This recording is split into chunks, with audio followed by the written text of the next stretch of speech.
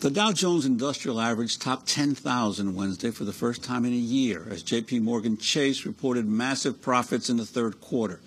The nation's second largest bank took in $3.6 billion during the last 3 months. JPMorgan is not the only bank making billions. Earlier this morning, Goldman Sachs announced it made about $3.2 billion in the third quarter. Meanwhile, the Wall Street Journal is reporting that major U.S. banks and securities firms are on pace to pay their employees about $140 billion this year, a record high. Goldman Sachs alone is set to pay out at least $20 billion in bonuses. That's an average of $700,000 per employee. The record bonuses come less than a year after taxpayers bailed out many of those same financial institutions. While Wall Street is on the path of recovery, the real economy remains in a state of crisis. It was just announced that U.S. foreclosure filings climbed to a record high in the third quarter.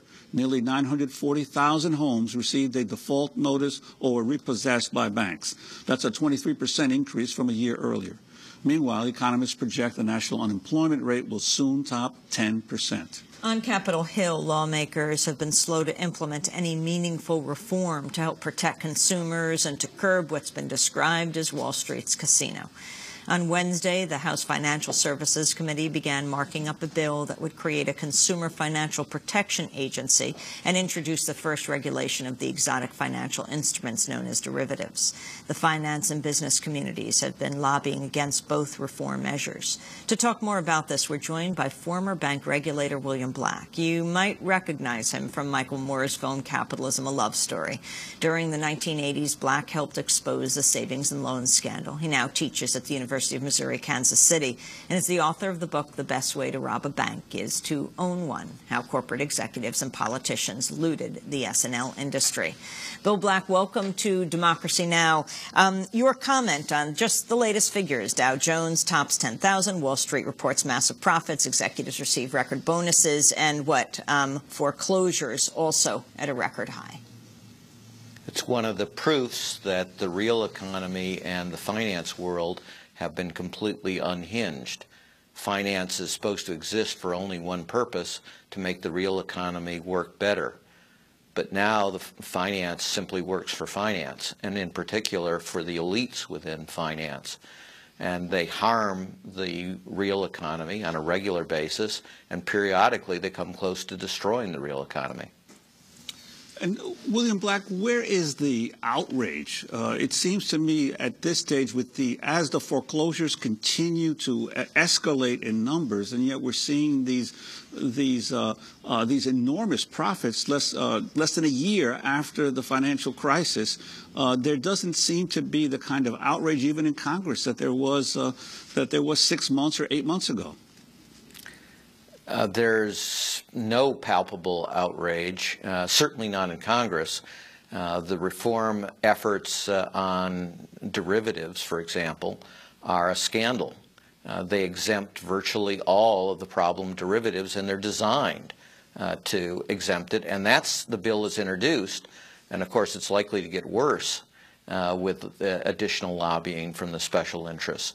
Link the things that you've just been talking about. You talked about foreclosures reaching record highs, but in fact, foreclosures relative to delinquencies are quite low compared to historical ratios. In other words, banks have tons of folks who are not paying their mortgages on time, and they're not foreclosing. And the reason they're not foreclosing is once you foreclose, you have to recognize losses under the accounting rules.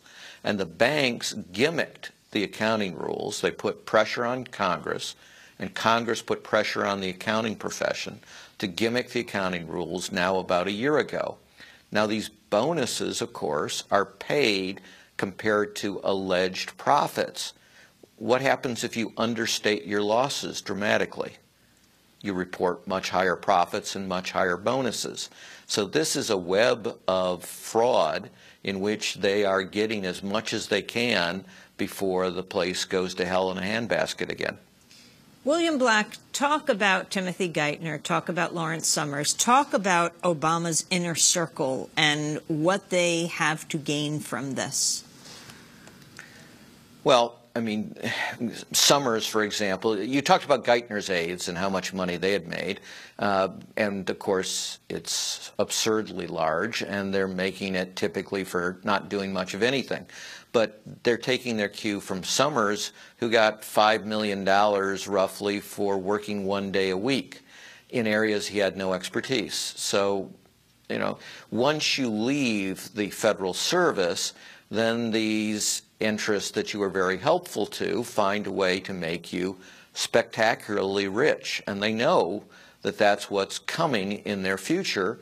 So that's part of the problem. But the bigger part of the problem in many ways is that they have such an ideology about the market and its ability to deal with all problems that has no basis in reality, has been exposed in this crisis as completely fictional, and yet they can't give it up. I mean, think of yourself as one of these professors who's been trained in the Milton Friedman-ish views, and you're in your 50s, and you've been saying, you know, everything you've said in your career is wrong. Everything you've learned in your career is wrong. All of your areas of expertise are wrong. Are you going to admit that? Hi, I've been misleading you, and I'm sorry I caused this disaster, and by the way, I have no meaningful skills or experience. Would Alan Greenspan fit into that picture? Well, Alan Greenspan, of course, is doing this when he's in his 80s and isn't going to teach and isn't going to do anything else. And even then, he didn't volunteer it. He was asked pointed questions in front of Congress, and that comes back to your point. Where's the congressional outrage? There is some. We work with some of the progressives. You may have seen, your listeners may well have seen, Representative Grayson asking very difficult questions. Representative Capter has certainly been on people, but that's a tiny minority of folks within Congress. And it comes back, of course, to campaign contributions, and the Supreme Court is about to make that much worse. It's almost certainly going to strike down the portions of McCain-Feingold that restricted corporate contributions, and it's Katie bar the door. I'd like to ask you to go back to this issue of the foreclosures and delinquencies, which you make the point that the delinquencies are much higher. For instance, I think the delinquency rate for prime loans, not for the subprime or even the Alt-A or the more questionable loans, but for prime loans, rose to 6.41% in the second quarter from 6%. So that you're getting supposedly the best loans in the home mortgage market are now at these very, very high rates of delinquency. What does this say about the future for these banks that are holding these loans? Well, it means that many of these banks are deeply insolvent and actually losing money, but they have the gimmicked accounting, so they're able to report that they have lots of profits. And by the way, the other thing they're doing is speculating like crazy and other trading activities that add absolutely nothing to economic value. So if they're winning, somebody's losing, right? They're doing bond trading and they're producing allegedly billions of dollars in profits in bond trading. Well, somebody's the counterparty and losing money.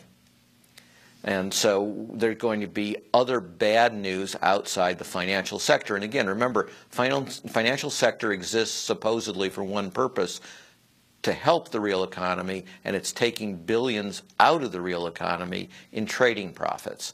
So the combination of these things, both in the financial sector and in the real economy, means very bad things down the road in terms of increased business failures, increased banking failures. But of course, we're not allowing the large banks to fail. In a part of his speech that was almost completely ignored and is incredibly radical, but in the right word, right drift range, Geithner said twice that for the largest banks, we now have a program of capital insurance, not deposit insurance, capital insurance. In other words, we're going to stand in there and bail out the shareholders no matter how badly management screws up the place, even if management screws it up through fraud. And that's just an appalling change in America. We're talking to William Black, former bank regulator at the Federal Savings and Loan Insurance